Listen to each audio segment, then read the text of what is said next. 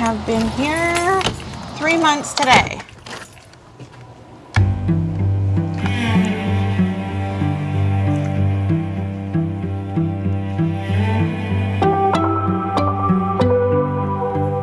Our church staff, we have a part-time secretary, part-time musician, and 2 nursery workers. Welcome to my messy office, where the elders' orders are still missing because I took them down when I evacuated, because I didn't want them to go away in the storm. That's our leadership list. We're working on our leaders for next year for Charge Conference. And then this is liturgy for Sunday, parsonage inspection, which we're getting ready for Charge Conference right here. And the financial paperwork. I don't have the cleanest desk, sorry. That's great. This is a text from a church member that her daughter-in-law's cancer surgery was successful. We do not need rain. Most people, when they look at Louisiana, they think of us as a boot, but they don't notice that there's a tiny bit sticking out into the ocean, like into the Gulf. And that's what Lower Plaquemines Parish is. And that's where we're going today. There was 1 week that I went twice, but for the most part, I've gone down once a week.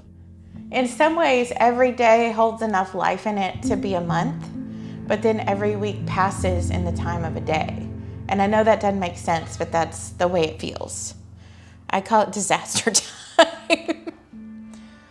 What you see down here where the levees didn't hold is just astonishing.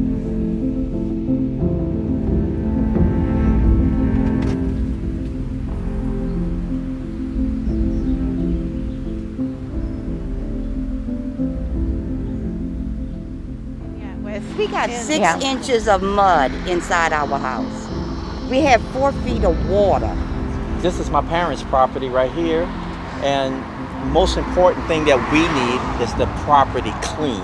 All our sheetrock and everything is all molded. Our ceilings, there's nothing. We might be able to take 5 things out of our house that's salvageable. Nothing else is good. Nothing. All of this down here was a mandatory evacuation zone for the storm, and most of it for a week or 2 after the storm, because you just couldn't get in. The first time we went down with the permission of the Sheriff's Department because they had the road closed. They took supplies down on either their helicopter or it was with the National Guard's helicopter, but you couldn't get in except with a helicopter, an airboat, or like a Humvee.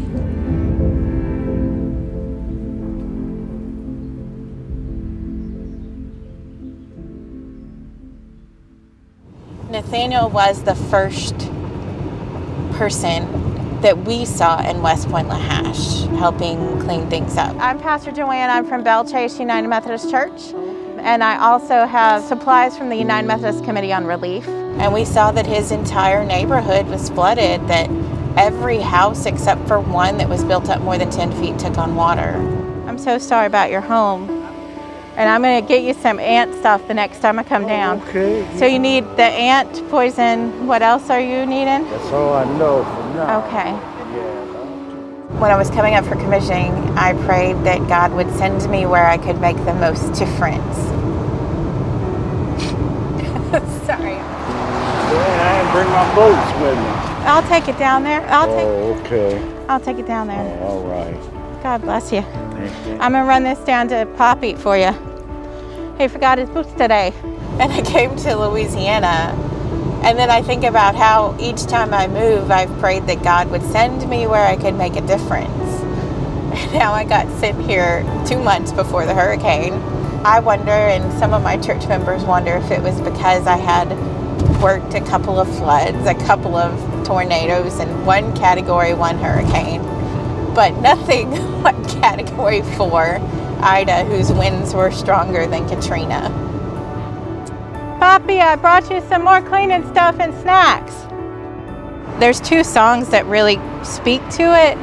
One of them is called Reckless Love. I'd have to look up who wrote it. I can play it for you on the way back. The reckless love that chases you down. How God comes and finds us where we are. And I'm not God, but some people need a body, a person to feel that love from God. We just trying to get a little help, and we appreciate everything Yeah. that y'all can do to offer us.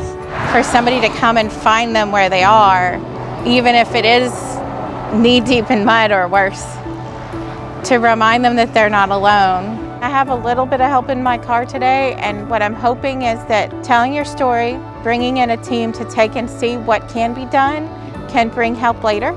I can't promise that that will work. I can promise you that I can keep bringing you food and cleaning supplies.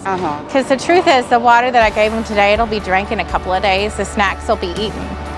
But the fact that somebody came, and not just me, but like the buckets from Virginia, the volunteers from Kansas, the fact that somebody came means that they're not alone. It means that they're not forgotten. How y'all doing? So, well, Really you're appreciate welcome. that. Like I said, I've just been running supplies down, but I've got volunteers today doing assessments. Okay, that's fine. Well, thank you so much. You're welcome.